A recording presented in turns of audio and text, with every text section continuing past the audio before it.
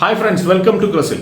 ഇന്ത്യയും ഓസ്ട്രേലിയയും തമ്മിലുള്ള 5 ടെസ്റ്റ് മത്സരങ്ങളുടെ ബോർഡർ ഗവാസ്കർ ട്രോഫിയിലെ ആദ്യ മത്സരം പെർത്തിലെ ഓപ്റ്റസ് സ്റ്റേഡിയത്തിൽ പുരോഗമിച്ചുകൊണ്ടിരിക്കുകയാണ്. മൂന്നാമത്തെ ദിവസത്തെ അവസാന ഘട്ടത്തിലേക്ക് മത്സരം കടക്കുകയാണ്. ഇന്ത്യ 487 റൺസിന് 6 വിക്കറ്റ് എന്ന നിലയിൽ ഡിക്ലെയർ ചെയ്തിരിക്കുകയാണ്. ഓസ്ട്രേലിയക്ക് ഈ മത്സരം ജയിക്കണമെങ്കിൽ 534 റൺസ് എന്ന് പറയുന്ന ഒരു വലിയ വിജയ ലക്ഷ്യം പിന്തുടരേണ്ടതായിട്ടുണ്ട് എന്നുള്ളതാണ്. ഇപ്പോൾ തിരിച്ച് ബോളിംഗ് ആരംഭിച്ച ഇന്ത്യ ഡിക്ലെയർ ചെയ്തതിനു ശേഷം ഇന്ത്യ ബോളിംഗ് ആരംഭിച്ചിരിക്കുകയാണ്. 25 മിനിറ്റുകൾ മാത്രമാണ് ഓസ്ട്രേലിയക്ക് ബാറ്റ് ചെയ്യാനുള്ളത്. അതിന്റെ ഇടയിൽ തന്നെ അവർക്ക് നത്തൻ മാക്സ്വീനിയുടെ വിക്കറ്റ് നഷ്ടപ്പെട്ടിരിക്കുകയാണ്. അപ്പോഴാണ് ഞാൻ ഈ ഒരു വീഡിയോ ചെയ്യാനായിട്ട് തീരുമാനിച്ചത്. ഏതായാലും ഈ മത്സരത്തിലേക്ക് നമ്മൾ വരുമ്പോൾ ഇന്ന് രാവിലെ നമ്മൾ കണ്ടു, പെർത്ത് എന്ന് പറയുന്നത് ഓസ്ട്രേലിയയുടെ ഏറ്റവും വലിയൊരു കോട്ടയാണ്. ആ കോട്ടയിലാണ് ഇത്രയും വലിയൊരു വിള്ളലുണ്ടാക്കാനായിട്ട് ഇന്ത്യക്ക് സാധിച്ചിരിക്കുന്നത്. ഇന്ന് രാവിലെ മത്സരം ആരംഭിച്ചപ്പോൾ യശസ്വി ജയ്സ്വാളിന്റെ ഒരു എക്സലന്റ് ആയിട്ടുള്ള ബാറ്റിംഗ് പ്രകടനം. നമ്മൾ ഈ പരമ്പര ആരംഭിക്കുന്നതിന് മുമ്പേ തന്നെ ഓസ്ട്രേലിയൻ മാധ്യമങ്ങൾ ഏറ്റവും പാടി പുകഴ്ത്തിയ ഒരു താരമായിരുന്നു യശസ്വി ജയ്സ്വാൾ. ഒരു പുതിയ രാജാവ് വന്നിരിക്കുന്നു എന്നുള്ള രീതിയിലായിരുന്നു, ദ ന്യൂ കിങ് എന്നുള്ള രീതിയിലായിരുന്നു അദ്ദേഹത്തിന് ഒരു വിശേഷണം ഓസ്ട്രേലിയൻ മാധ്യമങ്ങൾ കൊടുത്തത്. അത് തെറ്റിക്കാത്ത രീതിയിൽ, അല്ലെങ്കിൽ ആ പ്രതീക്ഷകളെല്ലാം കാത്തു സൂക്ഷിക്കുന്ന രീതിയിൽ 161 റൺസാണ് യശസ്വി ജയ്സ്വാൾ ഈ മത്സരത്തിൽ കുറിച്ചിരിക്കുന്നത്. യശസ്വി ജയ്സ്വാളിനെ പറ്റി പറയുമ്പോൾ അദ്ദേഹത്തിന്റെ ഇന്നിംഗ്സുകളെല്ലാം നമ്മൾ നോക്കിക്കഴിഞ്ഞപ്പോൾ 4 സെഞ്ചുറികൾ അദ്ദേഹം നേടിക്കഴിഞ്ഞു ഈ ചെറിയ കാലഘട്ടത്തിനുള്ളിൽ. ആ 4 സെഞ്ചുറികൾ ഇംഗ്ലണ്ടിനെതിരെ 2 ഡബിൾ സെഞ്ചുറികളാണ് എന്ന് നമുക്ക് കാണാനായിട്ട് സാധിക്കും. ഇപ്പോൾ ഈ നേടിയ 161 റൺസ്, അതും പെർത്തിൽ. ഇത്രയും വലിയ ഇന്നിംഗ്സുകൾ കളിക്കാനുള്ള ഒരു ക്ഷമ ആ ഒരു താരത്തിന് ഉണ്ട് എന്നുള്ളതാണ് അദ്ദേഹത്തിന്റെ ഏറ്റവും വലിയൊരു അഡ്വാൻറ്റേജ് ആയിട്ട് ഞാൻ കാണുന്നത്. കാരണം എന്താ വെച്ചാൽ ഒരു 100 റൺസ് നേടിക്കഴിഞ്ഞാൽ അപ്പോൾ വിക്കറ്റ് വലിച്ചെറിയുന്ന താരങ്ങളെയാണ് നമ്മൾ ഈ ഒരു കാലഘട്ടത്തിൽ കൂടുതലും കാണുന്നത്. പക്ഷെ അതിൽ നിന്നെല്ലാം വ്യത്യസ്തനായിട്ട് വലിയ ഇന്നിംഗ്സുകൾ കളിക്കുന്ന 200കൾ അടിക്കാൻ സാധ്യതയുള്ള, അത് കഴിവുള്ള ഒരു താരമാണ് യശസ്വി ജയ്സ്വാൾ. വൈകാതെ തന്നെ യശസ്വി ജയ്സ്വാൾ ഇന്ത്യക്ക് വേണ്ടി ടെസ്റ്റ് ക്രിക്കറ്റിൽ ഒരു ട്രിപ്പിൾ സെഞ്ചുറി നേടും എന്നുള്ളതാണ് എൻ്റെ മനസ്സിൽ തോന്നുന്ന ഒരു പ്രധാനപ്പെട്ട കാര്യം എന്ന് പറയുന്നത്. ഇനി ഈ പെർത്തിലെ ഒരു പിച്ചിലേക്ക് നമ്മൾ വരികയാണെങ്കിൽ, അല്ലെങ്കിൽ ആ ഒരു ഗ്രൗണ്ടിലേക്ക്, അല്ലെങ്കിൽ ആ ഒരു മത്സരത്തിലേക്ക് നമ്മൾ വരികയാണെങ്കിൽ, ഇന്ത്യക്ക് വേണ്ടിയിട്ട് ഈ പെർത്തിൽ സെഞ്ചുറി നേടിയിരിക്കുന്ന താരങ്ങളുടെ ഒരു നിര നമ്മൾ എടുത്തു നോക്കുകയാണെങ്കിൽ, പെർത്ത് എന്ന് പറയുന്നത് ലോകത്തിലെ ഈ ബൗളർമാരുടെ പറുദീസ എന്നറിയപ്പെടുന്ന സ്ഥലമാണെന്ന് ഞാൻ പലപ്പോഴായിട്ട് പറഞ്ഞിട്ടുണ്ട്. അത് വാക്ക സ്റ്റേഡിയം ആയിരുന്നു, ഓപ്റ്റസ് സ്റ്റേഡിയവും ഓൾമോസ്റ്റ് അങ്ങനെയൊക്കെ തന്നെയാണ്. ഇപ്പൊ നമ്മൾ ഇന്ത്യക്ക് വേണ്ടി അവിടെ സെഞ്ചുറി നേടിയിരിക്കുന്ന താരങ്ങളെ നമ്മൾ നോക്കുക കഴിഞ്ഞാൽ എല്ലാവരും ഇതിഹാസ താരങ്ങളാണ് എന്ന് കാണാനായിട്ട് സാധിക്കും. ആദ്യം ഇന്ത്യക്ക് വേണ്ടി പെർത്തിൽ സെഞ്ചുറി നേടിയത് ഇന്ത്യയുടെ എക്കാലത്തെയും മികച്ച ബാറ്ററായിരുന്ന സുനിൽ ഗവാസ്കർ ആയിരുന്നു. രണ്ടാമതൊരു സെഞ്ചുറി നേടിയതാകട്ടെ സച്ചിൻ ടെണ്ടുൽക്കർ ആണ്. മൂന്നാമത്തെ സെഞ്ചുറി നേടിയത് വിരാട് കോഹ്ലിയാണ്. ഇപ്പൊ 4ാമത്തെ സെഞ്ചുറിയാണ് യശസ്വി ജയ്സ്വാൾ തന്റെ പേരിൽ കുറിച്ചിരിക്കുന്നത്. ഈ ആദ്യ 2 സെഞ്ചുറികൾ സുനിൽ ഗവാസ്കറും സച്ചിൻ ടെണ്ടുൽക്കറും നേടിയത് വാക്ക സ്റ്റേഡിയത്തിലാണെങ്കിൽ, ഈ ലാസ്റ്റ് 2 സെഞ്ചുറികൾ നേടിയിരിക്കുന്നത്, അതായത് വിരാട് കോഹ്ലിയും യശസ്വി ജയ്സ്വാളും സെഞ്ചുറി നേടിയിരിക്കുന്നത് ഓപ്റ്റസ് സ്റ്റേഡിയത്തിലാണ് എന്നുള്ളത് മാത്രമാണ്. എക്സലന്റ് ആയിട്ടുള്ള ഒരു ബാറ്റിംഗ് പ്രകടനം. ആ ഒരു 6 അടിച്ചുകൊണ്ടാണ് അദ്ദേഹം സെഞ്ചുറിയിലേക്ക്, അതായത് മിച്ചൽ സ്റ്റാർക്കിനെ ആ തേർഡ് മാന്റെ ബൗണ്ടറിക്ക് മുകളിലൂടെ ഒരു 6 നേടിക്കൊണ്ടാണ് യശസ്വി ജയ്സ്വാൾ സെഞ്ചുറി തികച്ചത് എന്നുള്ളതാണ്. യശസ്വി ജയ്സ്വാളിന്റെ ഒരു ലൈഫ് സ്റ്റോറി, അല്ലാതെ അദ്ദേഹത്തിന്റെ ഒരു ജീവിതകഥ എന്ന് പറയുന്നത് തന്നെ ഇന്ത്യൻ ക്രിക്കറ്റിനെ, അല്ലെങ്കിൽ ലോക ക്രിക്കറ്റിനെ തന്നെ ഏറ്റവും കൂടുതൽ ഇൻസ്പയർ ചെയ്യുന്ന ഒരു സ്റ്റോറിയാണെന്ന് പറയാതിരിക്കാനാവില്ല. കാരണം അദ്ദേഹം ഉത്തർപ്രദേശിലെ ഒരു ഗ്രാമത്തിൽ നിന്ന് 10 വയസ്സിൽ മുംബൈക്ക് വണ്ടി കയറുകയും, മുംബൈയിൽ വന്നിട്ട് ഭക്ഷണം കഴിക്കാൻ പോലും വകയില്ലാത്ത ഒരു ലെവലിൽ നിന്ന് അദ്ദേഹം ഒരു ടെന്റിൽ കിടന്നുറങ്ങി, അല്ലെങ്കിൽ പാനിപൂരി വിറ്റ് അവിടെ നിന്ന് ഇന്ത്യൻ ക്രിക്കറ്റിന്റെ ഏറ്റവും വലിയ ഒരു രാജാവായി മാറിയിരിക്കുന്നു. എനിക്ക് സന്തോഷം അടക്കാനാവുന്നില്ല എന്നുള്ളതാണ് ഏറ്റവും പ്രധാനപ്പെട്ട കാര്യം എന്ന് പറയുന്നത്. ഇന്ത്യയുടെ ഇന്നത്തെ ബാറ്റിംഗ് എന്ന് പറയുന്നത് നമ്മൾ എപ്പോഴും പറയുന്നത് പോലെ തന്നെ, ഈ കഴിഞ്ഞ ദിവസമൊക്കെ ഉണ്ടായതുപോലെ തന്നെ KL രാഹുൽ മികച്ച രീതിയിൽ ഒരു തുടക്കം കുറിച്ചു. പക്ഷെ നല്ലൊരു ബോളിലായിരുന്നു KL രാഹുൽ ഔട്ടായത്. അതിനുശേഷം യശസ്വി ജയ്സ്വാൾ ഒരു ലൂസ് ബോളാണ് ഔട്ടായെന്ന് വേണമെങ്കിൽ പറയാം. കട്ട് ഷോട്ടിന് ശ്രമിക്കുമ്പോൾ നേരെ അത് കയ്യിലേക്ക് പോവുകയായിരുന്നു. അതും മിച്ചൽ മാർഷിന്റെ ബോളായിരുന്നു എന്നുള്ളതാണ്.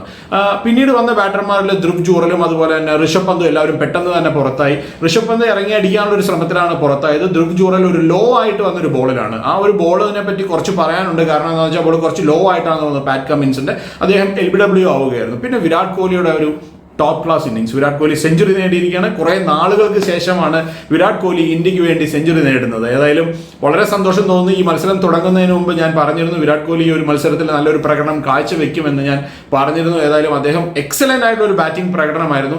വിരാട് കോഹ്ലിയുടെ ഇന്നിങ്സിനെ കുറച്ചും കൂടെ പറയാനുണ്ട്. കാര്യം എന്താണെന്ന് വെച്ച് കഴിഞ്ഞാൽ ഏറ്റവും ഈ ഒരു ടെസ്റ്റിലെ ഇപ്പോൾ ഈ 2 ദിവസത്തെ മത്സരം നമ്മൾ എടുത്ത് നോക്കുകയാണെങ്കിൽ, 2ാമത്തെയും 3ാമത്തെയും ദിവസത്തെ ഒരു മത്സരം എടുത്ത് നോക്കുകയാണെങ്കിൽ, അത് ഏറ്റവും ഡിഫിക്കൽട്ട് ആയിട്ടുള്ള ഒരു ഫേസിലാണ് ഈ വിരാട് കോഹ്ലി സെഞ്ചുറി നേടിയത് എന്ന് കാണാനായിട്ട് സാധിക്കും. അതായത് ഈ 3ാമത്തെ ദിവസം ടീക്ക് ശേഷമുള്ള സമയം, വിക്കറ്റ് വളരെ മോശമായി കൊണ്ടിരിക്കുന്നു. ആ സമയത്താണ് അദ്ദേഹം സെഞ്ചുറി നേടിയത് എന്നുള്ളത് അതിന്റെ മാറ്റ് കൂട്ടുന്നു എന്നുള്ളതാണ്. വിരാട് കോഹ്ലിയുടെ ഈ ഓസ്ട്രേലിയ റെക്കോർഡുകൾ എന്ന് പറയുന്നത് എക്സലന്റ് ആണ്. 14 മാച്ചുകളാണ് അദ്ദേഹം കളിച്ചിരിക്കുന്നത്. 14 മാച്ചുകളിൽ 7 സെഞ്ചുറികളാണ് നേടിയിരിക്കുന്നത്. അതുകൂടാതെ 4 അർദ്ധ സെഞ്ചുറികളും നേടാനായിട്ട് വിരാട് കോഹ്ലിക്ക് സാധിച്ചിരിക്കുന്നു. സച്ചിൻ ടെണ്ടുൽക്കർ ആണ് ഒരു ഓസ്ട്രേലിയയിൽ ഏറ്റവും കൂടുതൽ സെഞ്ചുറി നേടിയിരിക്കുന്ന ഏഷ്യൻ ബാറ്റ്സ്മാൻ. ഇപ്പോൾ വിരാട് കോഹ്ലി അതിനേക്കാൾ മുകളിൽ എത്തിയിരിക്കുന്നു. സച്ചിൻ 6 ആണെങ്കിൽ വിരാട് കോഹ്ലി 7 സെഞ്ചുറി സെഞ്ചുറിയിലേക്ക് കടന്നിരിക്കുന്നു. 30ാമത്തെ സെഞ്ചുറിയാണ് അദ്ദേഹം തന്റെ ടെസ്റ്റ് മത്സരങ്ങളിൽ കുറിച്ചിരിക്കുന്നത്. എല്ലാ വിമർശകരുടെയും വായടപ്പിച്ചുകൊണ്ട് വിരാട് കോഹ്ലിയുടെ ഒരു ടോപ്പ് ക്ലാസ് പ്രകടനമാണ് നമ്മൾ ഇന്ന് കണ്ടത്. അതിനെ സപ്പോർട്ട് ചെയ്യുന്ന വിധത്തിൽ വാഷിംഗ്ടൺ സുന്ദറിന്റെ ഒരു ചെറിയ കോൺട്രിബ്യൂഷൻ ഇന്ത്യ ഡിക്ലെയർ ചെയ്യുമെന്ന് ഷുവറായപ്പോൾ നിതീഷ് കുമാർ റെഡ്ഡിയുടെ ഒരു എക്സലന്റ് ആയിട്ടുള്ള ബാറ്റിംഗ് പ്രകടനം,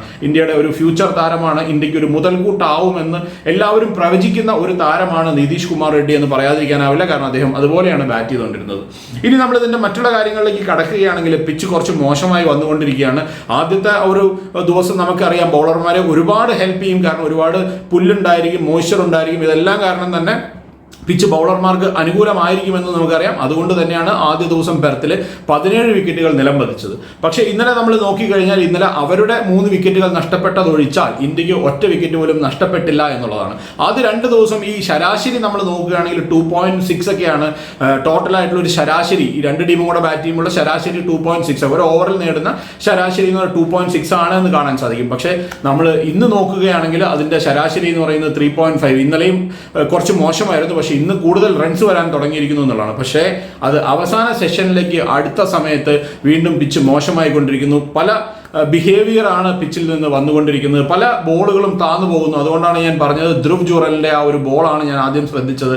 ആ ബോൾ അതിന് കുറച്ച് നേരം മുമ്പ് വരെ ഉണ്ടായിരുന്ന ബോളിൽ നിന്നുള്ള ഹൈറ്റ് വ്യത്യാസം ഉണ്ടായിരുന്നു. ബോൾ കുറച്ച് ലോ ആയിട്ടാണ് പോയതെന്ന് നമുക്ക് കാണാനായിട്ട് സാധിക്കും. ബ്രോഡ്കാസ്റ്റേഴ്സ് അത് കൃത്യമായിട്ട് എടുത്ത് കാണിക്കുകയും ചെയ്തു. പിന്നെ നത്താൻ ലയൻ എറിയുന്ന സമയത്ത് ബോൾ തിരിയുന്നത് കണ്ടാൽ തന്നെ അറിയാം പിച്ചിൽ ഒരുപാട് വിള്ളലുകൾ വന്നു തുടങ്ങിയിരിക്കുന്നു, പിച്ച് പൊളിയാൻ തുടങ്ങിയിരിക്കുന്നു, പിച്ചിൽ ക്രാക്കുകൾ വന്നു തുടങ്ങിയിരിക്കുന്നു നമുക്ക് കാണാനായിട്ട് സാധിക്കും. ഈ പെർത്തിലെ പിച്ചിൽ എപ്പോഴും പറയുന്ന സ്നേക്ക് ക്രാക്ക് എന്ന് പറയുന്ന വലിയ വിള്ളലുകൾ അത് വാക്കാ സ്റ്റേഡിയത്തിലാണ് കൂടുതൽ ഉണ്ടാവുക.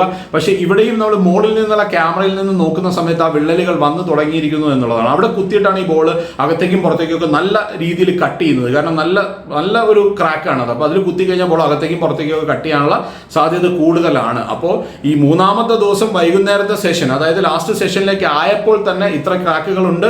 അവരുടെ ബൗളർമാർ ബോൾ ചെയ്യുമ്പോൾ പാറ്റ് കമിൻസും മിച്ചൽ സ്റ്റാർക്കും ഒക്കെ എറിയുന്ന സമയത്ത് ഇതുപോലെ ബോൾ അകത്തേക്കും പുറത്തേക്കൊക്കെ കട്ട് ചെയ്യുന്നുണ്ടെങ്കിൽ നാളെ രാവിലെ ജസ്പ്രീത് ബുംറ എറിയുന്ന സമയത്ത് എനിക്കറിയില്ല ഓസ്ട്രേലിയൻ ബാറ്റർമാരുടെ അവസ്ഥ. നമ്മൾ അയ്യപ്പനും കോശിയും സിനിമയിൽ ആ പറയുന്ന ഒരു ഡയലോഗ് ഉണ്ട്, കോശി നീ കണ്ടു തന്നെ അറിയണം നിനക്ക് എന്താണ് സംഭവിക്കാൻ പോകുന്നത് എന്നുള്ളത്.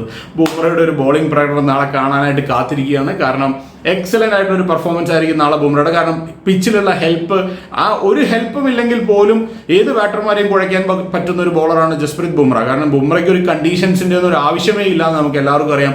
പക്ഷെ കണ്ടീഷൻസും കൂടെ ഫേവറബിൾ ആയി കഴിഞ്ഞാൽ അത് എസ്പെഷ്യലി ഫാസ്റ്റ് ബോളർമാരെ ഹെൽപ്പ് ചെയ്യുന്ന കണ്ടീഷനാണ്. ഇതുപോലെ ക്രാക്കുള്ള ഒരു പിച്ചാണെങ്കിൽ പെർത്തിൽ ബുംറ ബോൾ ചെയ്യുന്നത് കാണാനായിട്ട് ഞാൻ കാത്തിരിക്കുകയാണ്. കാരണം ഇങ്ങനെ ഒരു പിച്ചിൽ അദ്ദേഹത്തിന്റെ പ്രകടനം എന്തായിരിക്കുമെന്ന് ഒരു ഉത്തരവും ഓസ്ട്രേലിയൻ ബാറ്റർമാരുടെ ഭാഗത്തുനിന്ന് ഉണ്ടാവാൻ സാധ്യതയില്ല എന്നുള്ളത് തന്നെയാണ് എൻ്റെ പ്രവചനം എന്ന് പറയുന്നത്.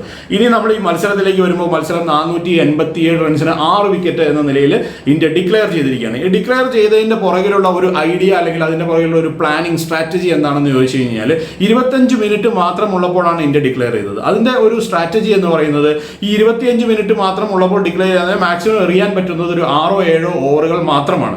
ഒരു ഓവർ എറിയാനുള്ള സമയം എന്ന് പറയുന്നത് 4 മിനിറ്റ് ആയിട്ടാണ് നിജപ്പെടുത്തിയിരിക്കുന്നത്. അപ്പോൾ 1 മണിക്കൂറിൽ 15 ഓവർ എറിയാനായിട്ട് സാധിക്കും. 6 മണിക്കൂർ കൊണ്ടാണ് ഈ 90 ഓവറുകൾ ഒരു ദിവസം എറിയണമെന്ന് തീരുമാനിക്കപ്പെടുന്നത്. അപ്പോൾ ഒരു ഓവർ എറിയാനുള്ള 4 മിനിറ്റ് ആണെന്ന് മനസ്സിലാക്കുക. അപ്പോൾ 25 മിനിറ്റ് ഉണ്ടെങ്കിൽ 6 ഓവറുകൾ എറിയുകയാണെങ്കിൽ 24 മിനിറ്റേ ആവുന്നുള്ളൂ. പിന്നെ 1 മിനിറ്റ് ഉണ്ട്. അപ്പോൾ ഡെഫിനറ്റ് ആയിട്ട് 1 ഓവറും കൂടെ എറിയിക്കും. അതുകൊണ്ടാണ് ഞാൻ 7 ഓവറെങ്കിലും മിനിമം ഉണ്ടാവും എന്ന് പറയാനുള്ള കാരണം. ചിലപ്പോൾ 6 ഓവർ ആവാനും മതി. ഏതായാലും ആ 25 മിനിറ്റിനുള്ളിൽ അവരെ പ്രഷറൈസ് ചെയ്തുകൊണ്ട് ആ ന്യൂ ബോളിന്റെ എഫക്റ്റിൽ അവരെ പ്രഷറൈസ് ചെയ്തുകൊണ്ട് 1-2 വിക്കറ്റുകൾ വീഴ്ത്തുക എന്നുള്ളതാണ് ഇന്ത്യൻ തന്ത്രം എന്ന് പറയുന്നത്. അത് ആദ്യം തന്നെ നടത്താൻ ഞാൻ ഈ വീഡിയോ ചെയ്ത് തുടങ്ങുന്ന സമയത്ത് തന്നെ നത്താൻ മാക്സ്വീനിനെ ഔട്ടാക്കാനായിട്ട് ബുംറയ്ക്ക് സാധിച്ചിരിക്കുകയാണ്. LBWയിൽ കുടുക്കിയിരിക്കുകയാണ്. ഇനി അടുത്ത ഒരു സ്ട്രാറ്റജി എന്ന് പറയുന്നത് നാളെ മോർണിംഗ് 2 അഡ്വാൻറ്റേജ് ആണ് ഇന്ത്യക്കുള്ളത്. ഒന്ന് 25 മിനിറ്റിൽ അവരെ ന്യൂ ബോളിൽ പ്രഷർ ചെയ്ത് 1-2 വിക്കറ്റ് വീഴ്ത്തുക എന്നുള്ള തന്ത്രം. നാളെ രാവിലെ വീണ്ടും ഈ മോയ്സ്ചർ കണ്ടന്റ് ഉണ്ടാവും. ന്യൂ ബോളാണ്, ഡിഫിക്കൽട്ടാണ് വീണ്ടും ബാറ്റ് ചെയ്യാനായിട്ട്. ബോൾ ഞാൻ ഈ പറഞ്ഞ പോലെ ക്രാക്കുകളെല്ലാം വന്നു തുടങ്ങി.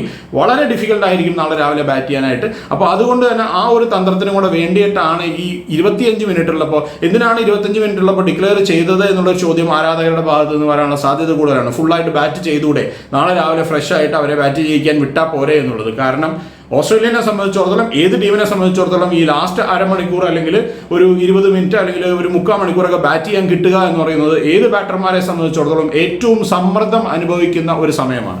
ആ സമയത്ത് ആ സമ്മർദ്ദം മുതലെടുക്കുക എന്നുള്ളൊരു തന്ത്രമാണ് ഇന്ത്യയുടെ പയറ്റിയിരിക്കുന്നത്. നാളെ രാവിലെ വീണ്ടും ന്യൂ ബോളിൽ തന്നെ എറിയാനായിട്ട് സാധിക്കും. കാരണം 6 ഓവർ മാത്രം പഴക്കമുള്ള ന്യൂ ബോൾ ആണത്. അപ്പോൾ അതുകൊണ്ട് തന്നെ വീണ്ടും അവരെ ഒരു പ്രഷറിലേക്ക് കൊണ്ടുവരാനായിട്ട് ഇന്ത്യക്ക് സാധിക്കുമെന്നുള്ളതാണ്. കാരണം അവസാനത്തെ ഒരു സെഷൻ, ടീ കഴിഞ്ഞുള്ളൊരു സെഷൻ കാണുമ്പോൾ തന്നെ നമുക്കറിയാം പെർത്തിലെ പിച്ച് എന്ന് പറയുന്നത് അതിൻ്റെ യഥാർത്ഥ സ്വഭാവം കാണിച്ചു തുടങ്ങിയിരിക്കുന്നു എന്നുള്ളതാണ്. ജസ്പ്രീത് ബുംറയ്ക്കും കൂട്ടർക്കും നാളെ ഓസ്ട്രേലിയനെ ഒരു ടീക്ക് മുമ്പ് തന്നെ ഓൾ ഔട്ട് ആക്കാനായിട്ട് സാധിക്കട്ടെ എന്ന് ആശംസിക്കുകയാണ്. പെർത്ത് എന്ന് പറയുന്ന അവരുടെ കോട്ട ഇന്ത്യക്ക് മുന്നിൽ തകർന്നു വീഴും എന്നുള്ളത് ഏകദേശം 99% ഉറപ്പായിരിക്കുകയാണ്. ഇന്നലെ ഞാൻ പറഞ്ഞത് 90%. 99% ഞാൻ പറയുന്നു തകർന്നു വീഴും എന്നുള്ള. ഈ 1% ഞാൻ അവർ ജയിക്കുമെന്നുള്ളതിലല്ല പറയണതല്ല, മഴയോ മറ്റുള്ള കാര്യങ്ങളോ എന്തെങ്കിലുമൊക്കെ കൊണ്ടുള്ള സാധ്യതകൾ മാത്രമേ ഉള്ളൂ. കാരണം 536 റൺസ് എന്ന് പറയുന്നത് ഒട്ടും ഈ ഒരു പിച്ചിൽ ഒട്ടും ഈസി ആയിട്ടുള്ള കാര്യമല്ല എന്നുള്ളതാണ്. എസ്പെഷ്യലി ഇന്ത്യയെ പോലെയുള്ള ഒരു ക്വാളിറ്റി ബൗളിങ്ങിന് എതിരെ എന്നുള്ളതാണ്. അതുപോലെ തന്നെ വാഷിംഗ്ടൺ സുന്ദറിന്റെ ബൗളിങ്ങും എക്സലന്റ് ആയിരിക്കും. കുറച്ച് ഹെൽപ്പ് കിട്ടാൻ തുടങ്ങിയിരിക്കുന്നു സ്പിന്നർമാർക്ക്. നത്തൻ ലൈൻ ബോൾ ചെയ്യുന്ന സമയത്ത് ബോൾ അങ്ങോട്ടും ഇങ്ങോട്ടൊക്കെ തിരിയുന്നത് നമ്മൾ നന്നായിട്ട് കണ്ടു. കോഹ്ലിയുടെ ബാറ്റിന്റെ ഇടയിൽ കൂടെയൊക്കെ കുറെ ബോളുകൾ പോകുന്നത് നമ്മൾ കണ്ടു. ഏതായാലും ഈ മത്സരത്തിൽ ഇന്ത്യയുടെ രാജാവും യുവരാജാവും സെഞ്ചുറി നേടിയിരിക്കുന്നു എന്ന് പറയാനാണ് ഞാൻ ആഗ്രഹിക്കുന്നത്. ഓസ്ട്രേലിയൻ മാധ്യമങ്ങൾ കൊട്ടിഘോഷിച്ചതുപോലെ തന്നെ ഒരു മികച്ച പ്രകടനം കാഴ്ചവെക്കാനായിട്ട് ഇന്ത്യൻ രാജാവിനും ഇന്ത്യയുടെ യുവരാജാവിനും സാധിച്ചിരിക്കുന്നു. ഇന്ത്യ നല്ലൊരു തുടക്കം കുറിച്ചിരിക്കുകയാണ്. ബോർഡർ ഗവാസ്കർ ട്രോഫിയുടെ ആദ്യ ടെസ്റ്റിൽ തന്നെ നല്ലൊരു വിജയത്തിലേക്ക് കടക്കാനായിട്ട് ഇന്ത്യക്ക് സാധിക്കട്ടെ എന്ന് ആശംസിച്ചുകൊണ്ട് നിർത്തുകയാണ്. മറ്റൊരു വീഡിയോ ആയിട്ട് നമുക്ക് വീണ്ടും കാണാം. ബൈ.